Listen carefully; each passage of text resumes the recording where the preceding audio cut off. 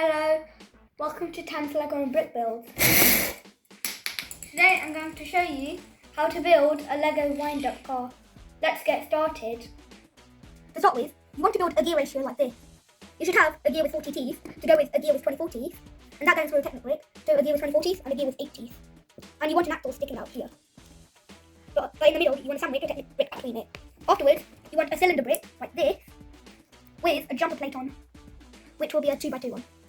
You just have to snap it on, and then add it onto your gear ratio.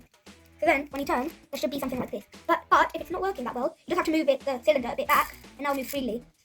The purpose of a gear ratio is to make things go faster. Anyway, after you've done that, you want to build a little frame with a base, which should be a 6x14, and any random base. You want this to be 8 bricks tall, 7 bricks tall, with 2 plates on the top as a roof, and 2 Technic bricks just here in these specific places. After you've done that, you need a wind-up motor that looks like this, also with a Technic pin that you put in the middle part here. And I got this piece from a wind-up LEGO car, and there's quite a few of them out, so if it's in your budget, get one for this. Afterwards, put the Technic pin onto the wind-up motor and stick it in on the highest Technic brick, so it should look something like that. Now all you want is a little thing with an axle, which is a 4 axle, and then a few other bricks that, you can do any other bricks, but then it must fit in, then you can successfully wind your wind-up motor up through it. Then you want to build 2 legs out of 1x3s, stick them on the edges with a 1x brick gap sticking out.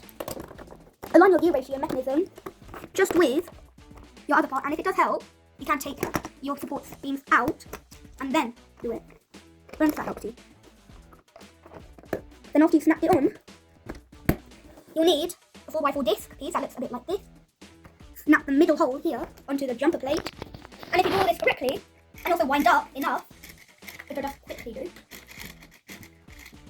we are now going to attempt to unwind the car. Sometimes it might not work, but just try to loosen the connection a bit more. And if you do this, you might just get lucky and it'll go everywhere.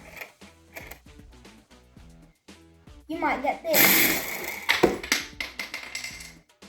And the funnest bit is when it just flies off.